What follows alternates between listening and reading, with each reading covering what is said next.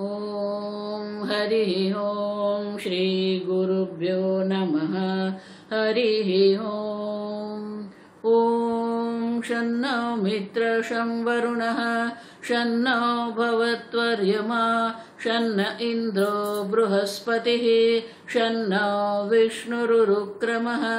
नमो ब्रह्मणे नमस्ते वायो त्वमेव प्रत्यक्षं ब्रह्मासि त्वमेव प्रत्यक्षं ब्रह्म वदिष्यामि ऋतं वदिष्यामि सत्यं वदिष्यामि तन्मामवतु तद्वक्तारमवतु अवतु माम् अवतु वक्तारम्।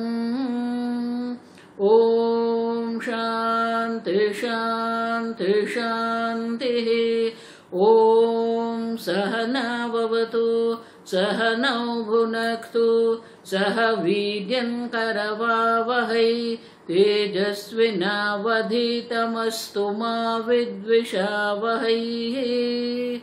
ॐ शान्ति शान्ति शान्तिः। सदाशिवसमारम्भां शङ्कराचार्यमध्यमाम् अस्मदाचार्यपर्यन्तां वन्दे गुरुपरम्परां। श्रुतिस्मृतिपुराणानाम् आलयं करुणालयं नमामि भगवत्पादं शङ्करं लोकशङ्करं शङ्करं शङ्कराचार्यं केशवं बादरायणं सूत्रभाष्यकृतौ वन्दे भगवन्तौ पुनः पुनः। ईश्वरो गुरुरात्मेति मूर्तिभेदविभागिने व्योमवद्व्याप्तदेहाय दक्षिणामूर्तये नमः। निधये सर्वविद्यानां विशदे भवरोगिणां गुरवे सर्वलोकानां दक्षिणामूर्तये नमः। ॐ नमः प्रणवार्थाय शुद्धज्ञानैकमूर्तये निर्मलाय प्रशान्ताय दक्षिणामूर्तये नमः।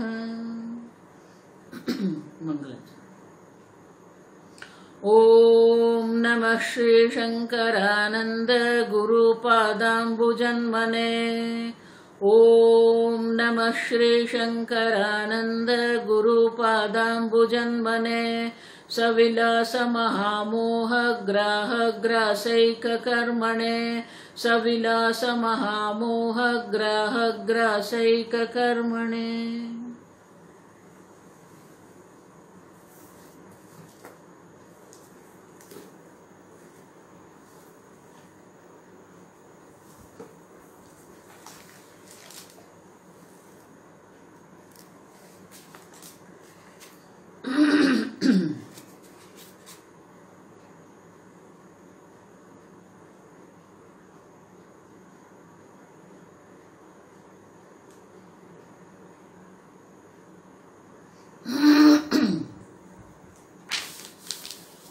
श्लोक नंबर 187 187।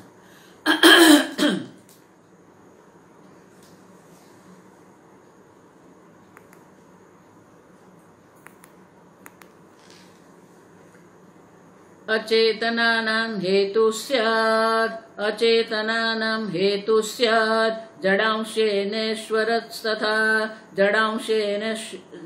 जडांशेनेश्वरस्तथा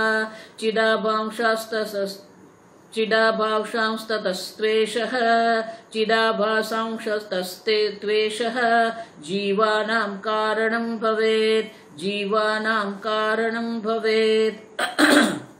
अगला श्लोक। तमः प्रधानक्षेत्राणां चित्प्रधानश्चिदात्मनां परः कारणतामेति भावनाज्ञानकर्मभिः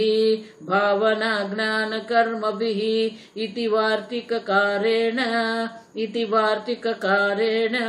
जडचेतनहेतुता परमात्मन एवोक्ता परमात्मन एवोक्तान परमात्मन एवोक्तान ईश्वरस्येति चेत् शृणु ईश्वरस्येति चेत् शृणु।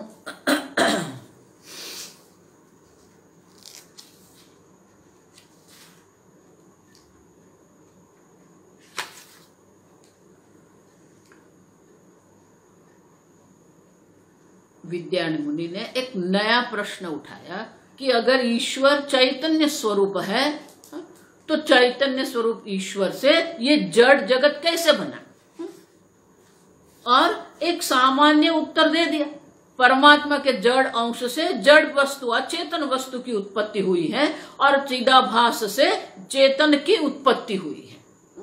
अब देखो, तो परमात्मा के जो माया रूप है हम देख के गए, माया जो है वो माया स्वतंत्र नहीं है, माया अपने अस्तित्व के लिए ब्रह्म पर आश्रित है और इसलिए माया मिथ्या है। अगर माया मिथ्या है तो मिथ्या माने वो जड़ है, तो माया के जड़ अंश जो है, माया रूप जो जड़ अंश से वो जड़ जो जिसको कहते हैं तमः प्रधान, जो तामसिक जो कहते हैं जड़ जिसको कहते हैं, उनकी उत्पत्ति हुई। और जो सूक्ष्म शरीर जहां पर है, बुद्धि है, जहां चैतन्य का प्रतिबिंब पड़ता है, बुद्धि स्वयं जड़ है, आप समझना ये ठीक से। बुद्धि स्वयं जड़ है, लेकिन बुद्धि सात्विक अंश से, पंच महाभूत के सात्विक अंश से बनी हुई है और इसीलिए वो चैतन्य को प्रतिबिंबित करती है। जिस प्रकार से दर्पण में सूर्य का प्रतिबिंब पड़ता है, उसी प्रकार से बुद्धि में चैतन्य का प्रतिबिंब पड़ता है और वो प्रतिबिंब के कारण जिस प्रकार से दर्पण जो है वो जड़ है, अप्रकाश है, लेकिन जब सूर्य का प्रतिबिंब पड़ता है तो दर्पण ऐसा लग रहा है कि दर्पण से प्रकाश निकल रहा है। अब अजंता इलोरा जाएंगे ना, तो वहां जो गुफाएं हैं, अजंता इलोरा की गुफा जो है, तो वो जो पत्थर है, जो लावा के पत्थर बने हुए हैं, वो पत्थर में ही गुफा बनाई है, तो अंदर प्रकाश तो जा नहीं रहा है। तो उन लोगों ने कैसे काम किया होगा? तो बोले कि बाहर पानी का एक पात्र रख देते होंगे या तो फिर दर्पण रखते होंगे। सो दर्पण से जो सूर्य प्रतिबिंबित होके वहां प्रकाश अंदर ले जाता है। अब देखो, जो गुफा में खड़ा है उनको तो ऐसा ही लगेगा कि प्रकाश का जो स्रोत है वो दर्पण है, क्योंकि उनके लिए प्रकाश कहां से आ रहा है? दर्पण से प्रकाश आ रहा है। तो उनके लिए जो गुफा में खड़ा है, जो अंधकार में खड़ा है, उनके लिए प्रकाश का स्रोत तो वो दर्पण है, क्योंकि दर्पण से ही प्रकाश आ रहा है। लेकिन स्वयं दर्पण स्वप्रकाश है नहीं, दर्पण स्वप्रकाश नहीं है। दर्पण में सूर्य का प्रतिबिंब पड़ता है और वो जो प्रतिबिंबित सूर्य है, वो प्रतिबिंबित सूर्य का जो प्रतिबिंबित सूर्य की किरण है, उससे ये गुफा प्रकाशित होती है। तो दर्पण तो स्वयं पर प्रकाशी है। उसी प्रकार से बुद्धि स्वयं जड़ है, पंचमहाभूत से बनी हुई बुद्धि स्वयं जड़ है, लेकिन जिस प्रकार से दर्पण में प्रतिबिंब, सूर्य को प्रतिबिंब करने का सामर्थ्य है, उसी प्रकार से बुद्धि जो सात्विक अंश से बनी हुई बुद्धि है, वो बुद्धि में चैतन्य का प्रतिबिंब पड़ता है। और प्रतिबिंबित चैतन्य जिसको हम चिदाभास कहते हैं, वो चिदाभास के कारण वो बुद्धि चेतन है और बुद्धि में जो चिदाभास है वो मन में प्रतिबिंबित होता है। अब समझो, मन भी सात्विक पंच महाभूत से ही बना हुआ। समस्त पंच महाभूत जो सात्विक पंच महाभूत है, उससे बुद्धि और मन बने हुए हैं। और जो ज्ञानेंद्रिय हम जिसको कहते हैं, वो एक एक पंच महाभूत से है। आकाश से कर्णेंद्रिय की उत्पत्ति हुई है, वायु से स्पर्शेंद्रिय की उत्पत्ति हुई है, अग्नि से चक्षुरेंद्रिय की उत्पत्ति हुई है, जल से रसनेंद्रिय की उत्पत्ति हुई है और पृथ्वी से घ्राणेंद्रिय की उत्पत्ति हुई। लेकिन वो भी सात्विक ही है, सात्विक अंश से वो उत्पन्न हुए हैं, इसलिए उसमें भी क्या होगा, वो चिदाभास को प्रतिबिंबित करते हैं।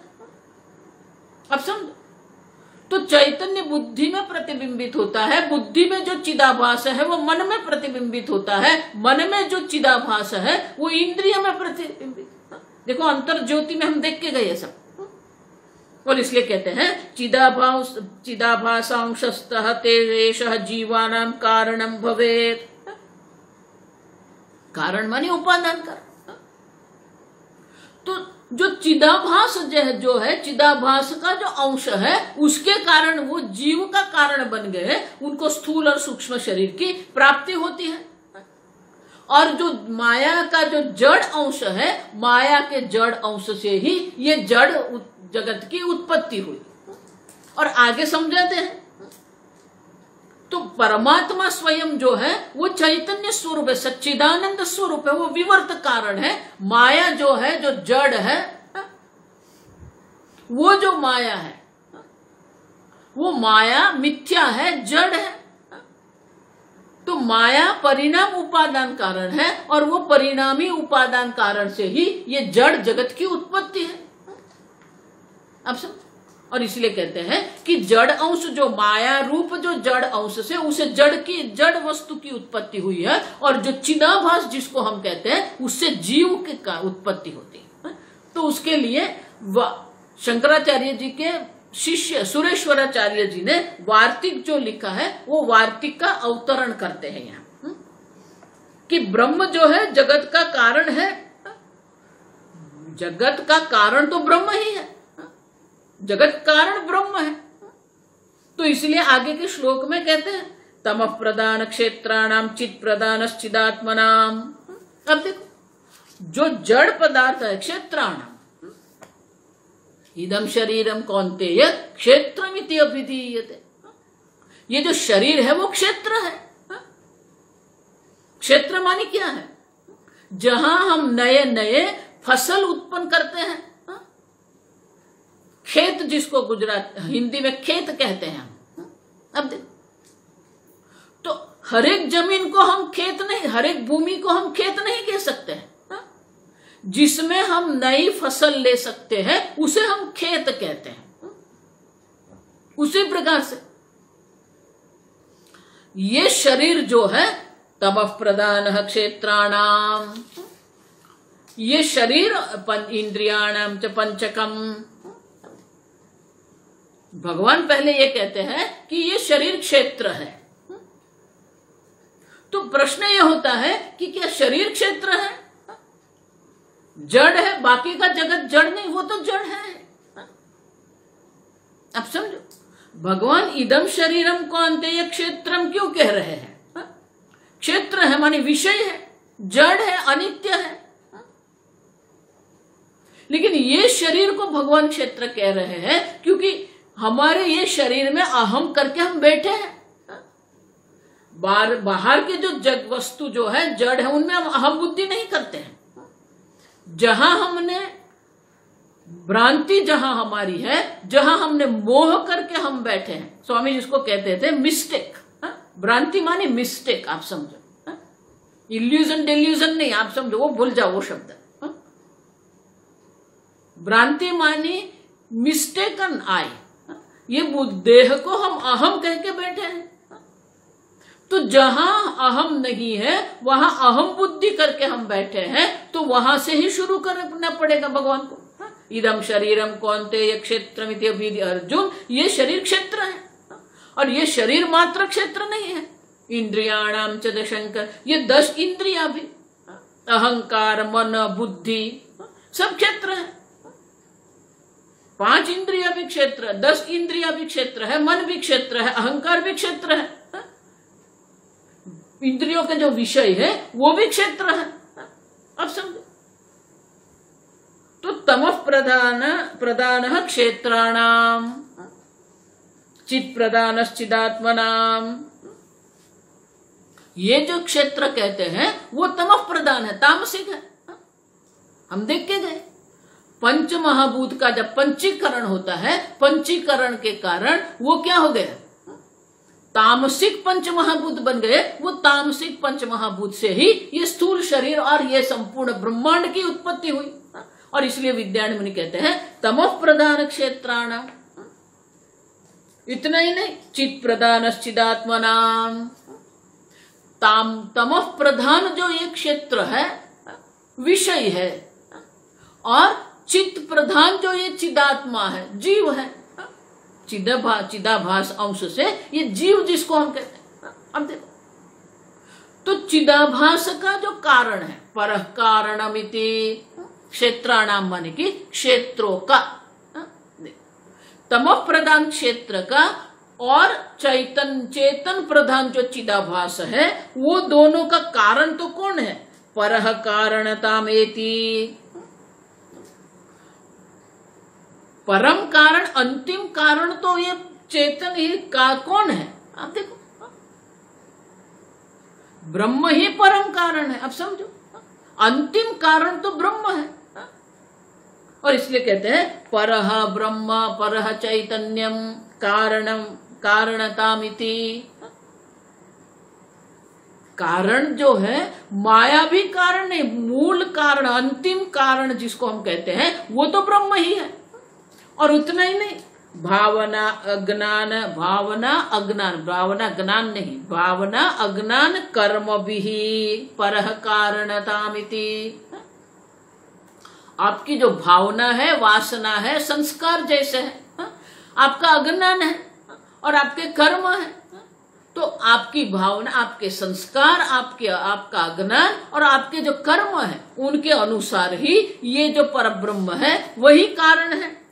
अब देखो, इति वार्तिक कारेण जड़ चेतन हेतुता परमात्मनः एव उक्ता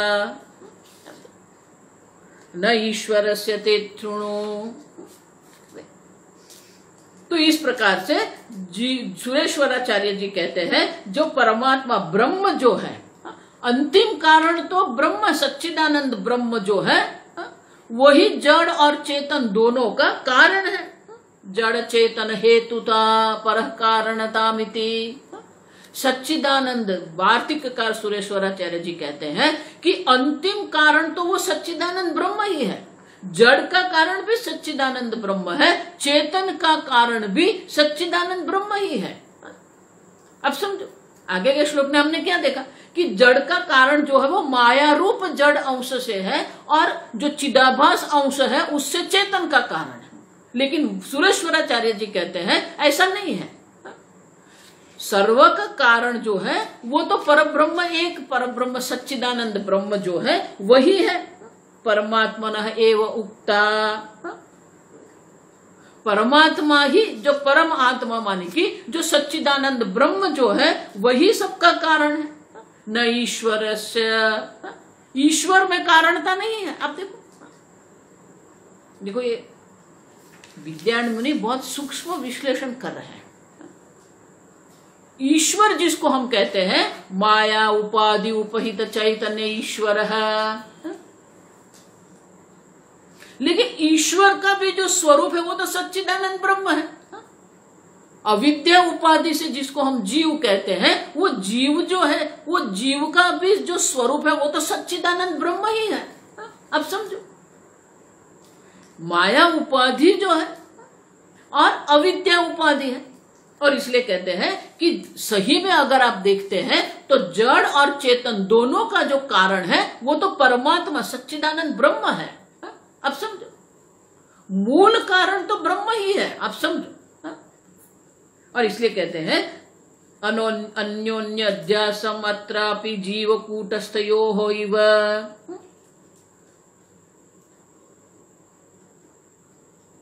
इति चेत मानी अगर आप इस प्रकार से समझते हैं कि जड़ हो या चेतन हो, सबका कारण तो परब्रह्म ही है, न ईश्वर। ईश्वर में कोई कारण था। अब देखो, तो बोले कि श्रुणु, श्रुणु माने कि अब सुनो, उनका समाधान आप कैसे करेंगे? माया उपाधि से वो जड़ अंश से जड़ उत्पन्न हुए हैं, चिदाभास के अंश से चेतनता है। लेकिन सुरेश्वराचार्य जी कहते हैं जड़ हो या चेतन हो, तमः प्रधान जो क्षेत्र जो है और जो चेतन प्रधान जो है चिदाभास है, दोनों जो जड़ और चेतन है, दोनों का कारण तो परमात्मा मात्र ही है। तो बोले ऐसा क्यों कहते हैं सुरेश्वराचार्य? क्या इसी में भी हम विरोधाभास देखते हैं? देखो आगे मैं कह के गई, ज्ञान एक ही होता है, मत मतांतर अनेक होते हैं। आप ठीक से समझना ही। सुरेश्वराचार्य जी का ज्ञान ये है और विद्यारण्य मुनि का ज्ञान ये है और शंकराचार्य जी का ज्ञान ये, ऐसा नहीं है। ज्ञान एक ही होता है। मत मतांतर हो सकते हैं, अभिप्राय अनेक हो सकते हैं, राग द्वेष अनेक हो सकते हैं, लेकिन ज्ञान एक ही। अनुभव अनेक हो सकते हैं, लेकिन ज्ञान एक ही होता है। आप समझो, ये गुलाब का पुष्प है तो सबके लिए वो गुलाब का पुष्प ही है। ये हरा रंग है तो सबके लिए वो हरा रंग ही है। फिर आपको वो पसंद है कि नहीं, वो आपकी बात है, वो व्यक्तिगत है। देखो हम सब देख के गए, ईश्वर सृष्टि जिसको हम कहते हैं, तो ईश्वर सृष्टि जो है वो ऑब्जेक्टिव है, सबके लिए एक समान है। जीव सृष्टि अलग अलग है, एक सब्जेक्टिव है, जीव सृष्टि है, एक ऑब्जेक्टिव है, वस्तुनिष्ठता है, एक में वस्तुनिष्ठता है। जो जैसी वस्तु है वैसा ही ज्ञान है। और जो जीव सृष्टि वो व्यक्ति निष्ठा है, जीव के अपने राग द्वेष, अपने संस्कार है, अपना ज्ञान है, अपने कर्म है। अब देखो वो अलग हो जाएगा। तो ऐसा मत समझना कि विद्यारण्य मुनि के हिसाब से ये होता है और वार्तिककार के हिसाब से वो होता है, ऐसा नहीं है। ज्ञान तो सबके लिए एक ही होना चाहिए। और इसलिए कहते हैं, अगर सुरेश्वराचार्य जी इस प्रकार से निरूपण कर रहे हैं और इस प्रकार से मैं निरूपण कर रहा हूं, न ईश्वर से चेत शृणु, तो उसका समाधान मैं आपको देता हूं। आप समझो, दो नहीं है, एक ही है, समझना है हमें। और इसलिए आगे कहते हैं, अन्योन्य अध्यासमत्रापि जीव कूटस्थयोः इव ईश्वर ब्रह्मणो सिद्धं कृत्वा ब्रूते सुरेश्वरः। तो बोले कि जिस प्रकार से अन्योन्य अध्यासमत्रापि, आप अपने आप को जन्म मरण वाले मानते हैं, क्यों? अब अन्योन्य अध्यास हो गया ना। जीव अपने को अल्पज्ञ अल्प शक्ति मान रहा है, और जो कूटस्थ जो है जीव चैतन्य अपने को अल्पज्ञ अल्प शक्ति मान रहा है। कूटस्थ चैतन्य जो है, अब देखो, तो कूटस्थ चैतन्य जो है वो तो क्या है? असंग चैतन्य है।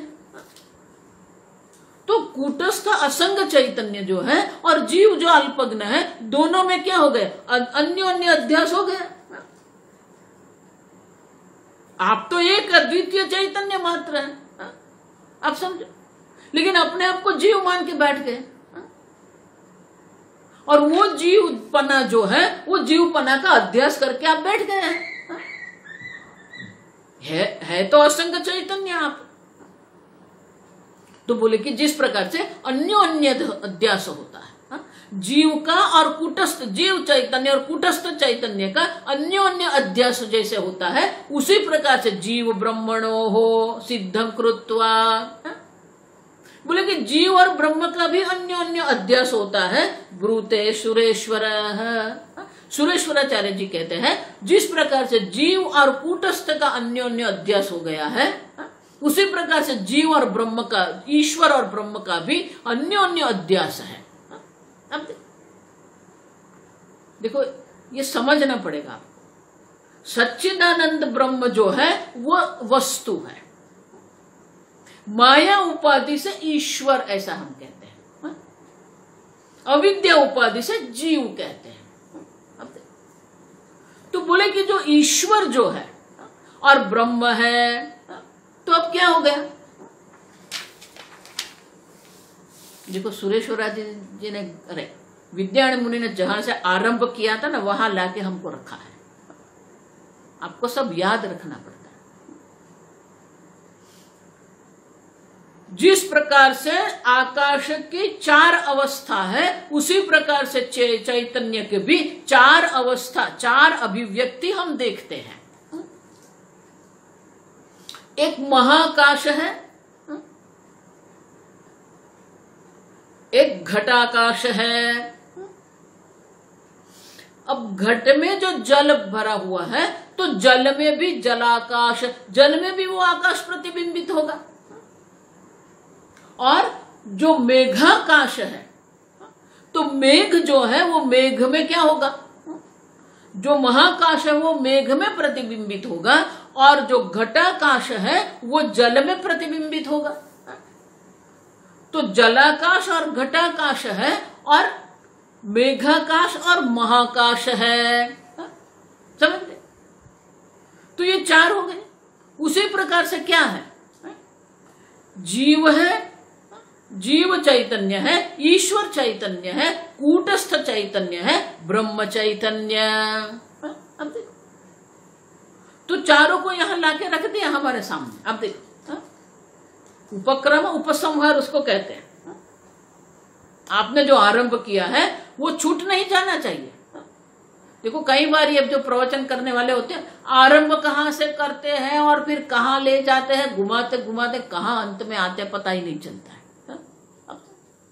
ऐसा नहीं है, वेदांत उपक्रम उपसंहार है। जहां से आरंभ किया है वहां ही हम जाएंगे। अशोच्यानन्द वशोचस्तम, भगवान ने कह दिया। अर्जुन, शोक के लिए कोई कारण ही नहीं है। अंत में भी क्या कहा,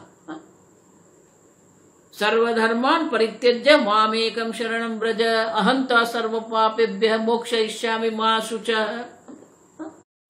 शोक मत करो, शोक की कोई आवश्यकता नहीं।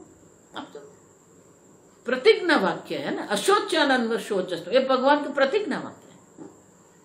उसी प्रकार से ये जो चित्रदीप हम देख रहे हैं, वो चित्रदीप में भी 4 प्रकार की चैतन्य की जो अवस्था हमें दर्शाई थी, उसी प्रकार से ये जो 4 है, वो 4 यहां हमें दर्शाते हैं। त्वम पद हम जिसको कहते हैं वो जीव है। अब देखो, तत्पद हम जिसको कहते हैं, जगत कारण जिसको हम कहते हैं, वो ईश्वर है। और एक जो है कूटस्थ चैतन्य, असंग चैतन्य है। अब देखो, और ब्रह्म है वो क्या है, सच्चिदानंद परमात्मा है। और इसलिए कहते हैं कि जिस प्रकार से जीव और कूटस्थ का अन्योन्य अध्यास है, उसी प्रकार से जीव और ईश्वर और ब्रह्म का अन्योन्य अध्यास है। ऐसे सुरेश्वराचार्य जी ऐसे समझाते हैं। अब देखो, तो वो कैसे हो सकता है। अब देखो, तो बोले कि जीव जो है वो वाच्यार्थ है, और जीव का जो लक्ष्यार्थ है वो क्या है, कूटस्थ चैतन्य। अब देखो, आप कूटस्थ असंग चैतन्य है, लेकिन आपने वाच्यार्थ क्या कर दिया, मैं जीव हूं, मेरा जन्म हुआ, मेरी मृत्यु हो जाएगी, मैं अल्प शक्ति हूं, मैं अल्प ज्ञान हूं। अब देखो, उसी प्रकार से ईश्वर जो है वो वाच्यार्थ है। आप समझो, वार्तिककार कहते हैं कि वाच्यार्थ रूप जो है वो ईश्वर है, लेकिन जो लक्ष्यार्थ है वो क्या है, ब्रह्म है। आप समझो, वाच्यार्थ ईश्वर है, लेकिन लक्ष्यार्थ तो ब्रह्म है। और इसीलिए कहते हैं कि इस प्रकार से जो शुद्ध ब्रह्म है वही जगत कारण है। शुद्ध ब्रह्म जो जिसको हम कहते हैं, परमात्मा हम जिसको कहते हैं, पुरुषोत्तम हम जिसको कहते हैं, परा प्रकृति हम जिसको कहते हैं, वो कारण है। आप समझो, अंतिम कारण जो है वो जो है शुद्ध ब्रह्म है। आप समझो, तो बोले कि इस प्रकार से अगर हम देखते हैं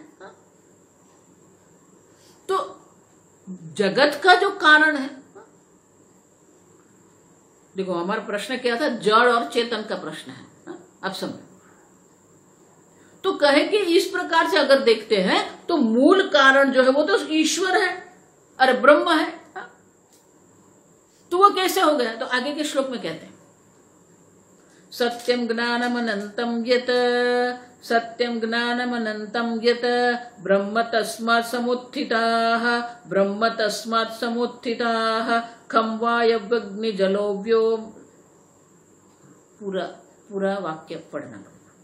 खं वायव्यग्निजलोर्व्योषध्यन्य देहातिश्रुतिः, खं वायग्निजलोर्व्योषध्यन्न देहादि श्रुतिः। आपात दृष्टि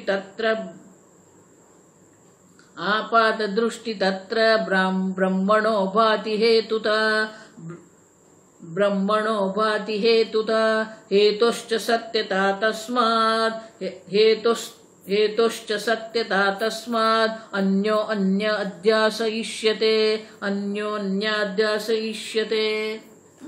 अब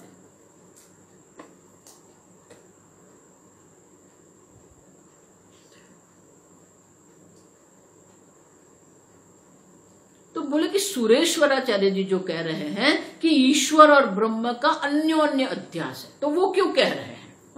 अब समझो, अभी सुरेश्वराचार्य जी जो कह रहे हैं वो हमें विद्यारण्य समझा रहे हैं। तो बोले कि श्रुति माता तो क्या कहती है? तैत्तिरीय उपनिषद में कहा सत्यम ज्ञानम अनंतम ब्रह्म, ये वस्तु है। लेकिन वही जो ब्रह्म है, जो सत्यम ज्ञानम अनंतम ब्रह्म है, तस्माद् वा एतस्माद् आत्मनः आकाश संभूतः, वो जो ब्रह्म है, जो सत्यम ज्ञानम अनंतम ब्रह्म है, उसी से आकाश की उत्पत्ति हुई। और इसलिए कहते हैं कि सुरेश्वराचार्य जी कहते हैं कि तैत्तिरीय उपनिषद के अनुसार अगर हम देखते हैं तो जगत का मूल कारण तो सत्यम ज्ञानम अनंतम ब्रह्म ही है। शास्त्र कहते हैं तस्माद् वा एतस्माद् आत्मनः आकाश संभूतः, आकाशाद् वायुः। और इसलिए कहते हैं खम वायु, देखो ये सब संधि है। खम खम माने आकाश, वायु अग्नि जल, जल उर्वी पृथ्वी, उर्वी माने पृथ्वी, जल उर्वी औषध, औषधि अन्न देह, भाई सब संधि देखनी पड़ती है। आकाशात् वायुः वायोरग्निः अग्निरापः अद्भ्यः पृथ्वी पृथिव्याम् औषधयः औषधिभ्यन्नम् अन्नात् पुरुषः, पुरुष माने देह। तो ये सबको एक वाक्य में रख दिया। खम वायु अग्नि जल उर्वी औषधि अन्न देह देहाः इति श्रुतिः। बोले कि ये श्रुति ही कह रही है कि ये सबकी जो उत्पत्ति हुई है वो तो सत्यम ज्ञानम अनंतम ब्रह्म से हुई है। अब देखो, सत्यम ज्ञानम अनंतम ब्रह्म से ही ये सबकी उत्पत्ति हुई है, तो सबका उपादान कारण तो सत्यम ज्ञानम अनंतम ब्रह्म ही है। वो ही ब्रह्म से ये सब उत्पन्न हुआ। एक ही सुवर्ण है, देखो आप समझना ठीक से, एक ही सुवर्ण है। अब वही सुवर्ण से हम, वही सुवर्ण जो है उससे हम पतरा बनाएंगे, बिल्कुल पतला। वो उसी से काट के हम तार बनाएंगे, उसको काट के ही हम जो है चेन बनाएंगे, कड़ी, कड़ी से भी चेन बनाएंगे। अब देखो, तो पहले सुवर्ण जो था, फिर वो सुवर्ण वही है लेकिन नाम रूप बदल गए। पत्रे के रूप में है, तार के रूप में है, अब देखो, फिर टुकड़े के रूप में है, फिर वो टुकड़े को जोड़ के हम हार बनाते हैं। तो नाम भी बदल गया, रूप बदल गया, उनकी उपयोगिता भी बदल गई। समझते हो? है तो सुवर्ण का सुवर्ण है, लेकिन हर एक स्थान पर नाम भी बदल गया। ये पत्रा है, अब उससे हम तार बनाएंगे। जब तार हम बनाते हैं तो उनका नाम, रूप और उपयोगिता अलग है, लेकिन है तो सुवर्ण। उसी प्रकार से वही ब्रह्म है, वो आकाश बन गए। अब आकाश रूप जो ब्रह्म है, सीधा आप जो सुवर्ण की बिस्किट होती है, बिस्किट से सीधा आप हार नहीं बना सकते। तो उसी प्रकार से जो आकाश रूप ब्रह्म है उससे वायु उत्पन्न हुआ, वायु रूप जो ब्रह्म है उससे अग्नि उत्पन्न हुआ, अग्नि रूप जो ब्रह्म है उससे पृथ्वी जल उत्पत्ति हुई, जल रूप जो ब्रह्म है उसी से पृथ्वी की उत्पत्ति हुई, पृथ्वी रूप जो ब्रह्म है उसी से औषधि की उत्पत्ति हुई, औषधि रूप जो ब्रह्म है उसी से अन्न की उत्पत्ति हुई, अन्न रूप जो ब्रह्म है उसी से ये देह की उत्पत्ति हुई। अब समझो, तो ब्रह्म तो सामान्य है।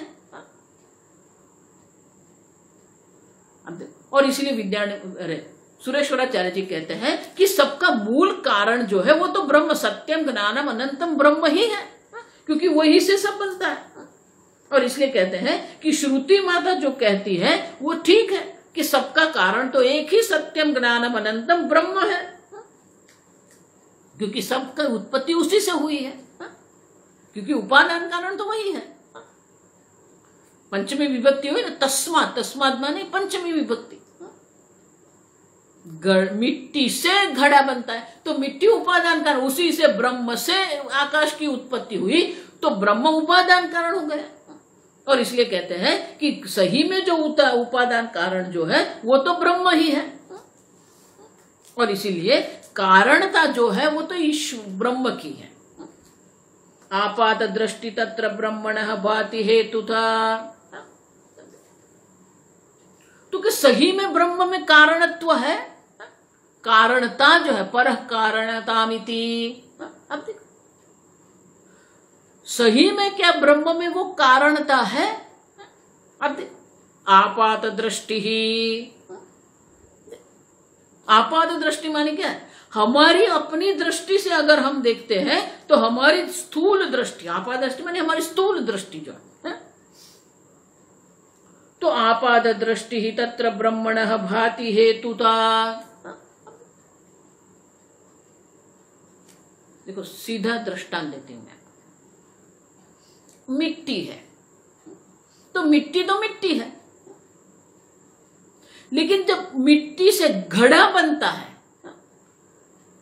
तो मिट्टी से घड़ा जब हम कहते हैं तो क्या हुआ, घड़े का उपादान कारण कौन है, मिट्टी। आपात दृष्टि ही, तो घड़े की दृष्टि से हम कहते हैं कि मिट्टी उपादान कारण है, लेकिन मिट्टी की अपनी दृष्टि से देखें तो क्या मिट्टी उपादान कारण है, नहीं, मिट्टी है। आप समझो, मिट्टी में कोई कारणता नहीं, मिट्टी है। लेकिन जब घड़ा हम देखते हैं तो हमें कहना पड़ता है कि घड़े का उपादान कारण मिट्टी है। तो जो कारणता, आप देखो हेतुता, हेतुता मानी कारणता, कारणपना, हिंदी में अगर कहते हैं कारणपना जो है भांति दिखता है। तो सही में मिट्टी में कोई कारणत्व नहीं है, मिट्टी ही है, लेकिन जब घड़ा है तो हम उपादान कारण कहते हैं। उसी प्रकार से कहते हैं ब्रह्मणः भाति हेतुता, ब्रह्म में भी हमें कारणता दिखती है, सही में कारणता नहीं है। अब देखो श्रुति माता जो कह रही है कि ब्रह्म सबका कारण है, लेकिन वो कारणता भी क्या सत्य है।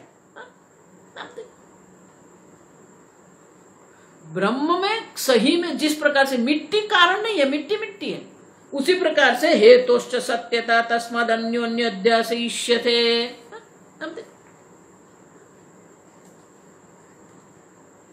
और इसीलिए कहते हैं कि ईश्वर और ब्रह्म का अन्योन्य अध्यास हम क्यों कह रहे हैं, कि ब्रह्म स्वयं, श्रुति माता कहती है कि ब्रह्म कारण है, लेकिन ब्रह्म जो है वो कूटस्थ चैतन्य है, तो ब्रह्म में कारणता संभव नहीं है।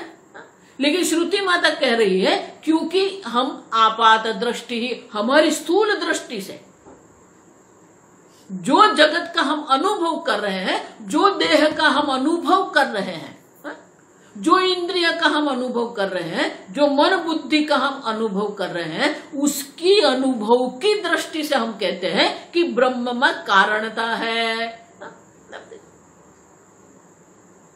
तो वो कारणता क्यों आई? अब समझो, सत्यम ज्ञानम अनंतम ब्रह्म अगर आप कहते हैं तो सत्यम ज्ञानम अनंतम ब्रह्म में कारणता संभव नहीं है, और फिर भी वहां कारणता श्रुति माता दर्शाती है।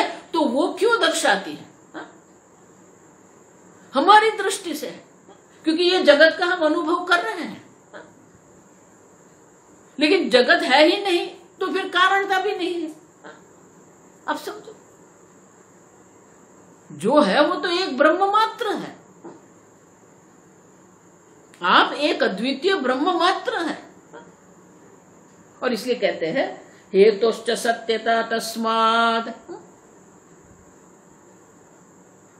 लेकिन वो कारण की सत्यता दिखती है, कहां दिखती है? ईश्वरस्य, माया उपाधि से वो ईश्वर में कारणता सत्य दिख रही है। अब समझो, जो संभव नहीं है फिर भी वो संभव हो गया। और इसलिए कहते हैं, और इसके कारण हमें कहना पड़ता है कि ईश्वर और ब्रह्म का अन्योन्य अध्यास है।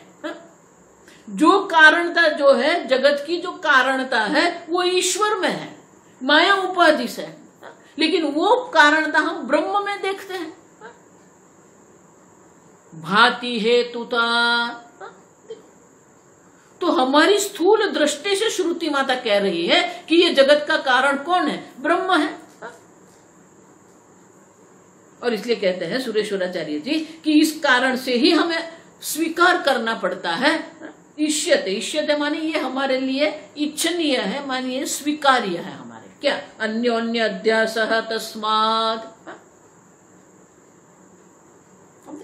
जगत को आप सत्य मान के चल रहे हैं तो उनका कारण भी सत्य मान के चलेंगे हम, जो ईश्वर कहते हैं। और इसीलिए वो थोड़ा कठिन तो है, लेकिन जितना हो सके मैं सरल बनाने का प्रयत्न कर रही हूं। और इसलिए सुरेश्वराचार्य जी कहते हैं कि ये ईश्वर और ब्रह्म का अन्योन्य अध्यास हमें स्वीकार करना पड़ेगा। माया उपाधि उपहित चैतन्य जो ईश्वर है और जो सत्यम ज्ञानम अनंतम ब्रह्म जो है, वो दोनों का अन्योन्य अध्यास हो, तभी तो ये कारणता दिखेगी ना, नहीं तो वो कारणता नहीं दिखेगी। और इसलिए कहते हैं कि ये जो सत्यम सत्यादि तस्मात् सत्यता हेतुश्च, जगत का कारण, जो कारण पन्या का जो सत्यता हमें दिख रही है, वो परस्पर अध्यास के बिना संभव नहीं है। और इसलिए कहते हैं कि जो सोपाधिक ईश्वर है, जो माया उपाधिक ईश्वर है, और जो निरुपाधिक ब्रह्म है, दोनों का अध्यास होना चाहिए, अन्योन्य अध्यास होना चाहिए, तभी तो ये कारणता हमें दिखेगी। अब सब, और इसलिए कहते हैं कि अन्योन्य अध्यास को हमें स्वीकार करना पड़ता है, क्योंकि हमारी आपात दृष्टितः, हमारी स्थूल दृष्टि से हम देख रहे हैं, हमारी दृष्टि से हमें कहना पड़ता है। शिष्य की दृष्टि, जीव की जो दृष्टि है, वो जीव की दृष्टि से हम कहते हैं कि ये ब्रह्म जगत कारण है। लेकिन वो ब्रह्म में जगत कारण जो सत्यता दिख रही है, वो किसके कारण दिख रही है? सोपाधिक ईश्वर के कारण दिख रही है। अब सब, और इसलिए कहते हैं कि अन्योन्य अध्यास अगर आप स्वीकार नहीं करेंगे तो फिर ये ब्रह्म में जो कारणता हमें दिख रही है, और वो कारणता हेतुता सत्यता, आप देखो हेतुश्च सत्यता, कारण की जो सत्यता हमें दिख रही है, वो कारण की सत्यता अन्योन्य अध्यास के बिना संभव नहीं है। और इसीलिए सुरेश्वराचार्य जी कहते हैं कि वो दोनों जो अन्योन्य अध्यास है, वो हमें स्वीकार करना पड़ेगा, तभी हम देख सकते हैं कि हेतु की जो कारणता की जो सत्यता है, वो हम अन्योन्य अध्यास अगर स्वीकार करते हैं तभी हमें वो सत्यता दिखेगी, नहीं तो नहीं दिखेगी। और इसलिए कहते हैं कि ये अन्योन्य अध्यास ईश्वर और ब्रह्म का भी अन्योन्य अध्यास है, और इसके कारण ही हम ब्रह्म में कारणता देख रहे हैं। आगे हम कल देखेंगे।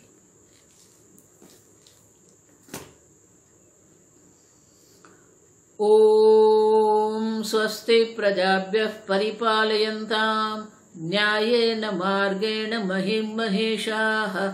गोब्राह्मणेभ्यः शुभमस्तु नित्यं। लोकाः समस्ताः सुखिनो भवन्तु। काले वर्षतु पर्जन्यः। पृथिवी सस्यशालिनी। देशोऽयं क्षोभरहितः। ब्राह्मणाः सन्तु निर्भयाः।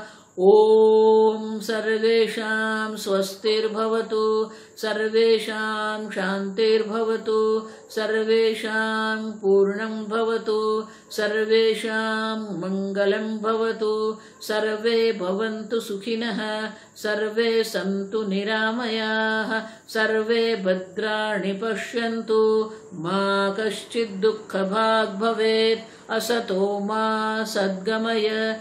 तमसो मा ज्योतिर्गमय। मृत्योर्मा अमृतंगमय। ओम पूर्णमदः पूर्णमिदं पूर्णात् पूर्णमुदच्यते। पूर्णस्य पूर्णमादाय पूर्णमेवावशिष्यते।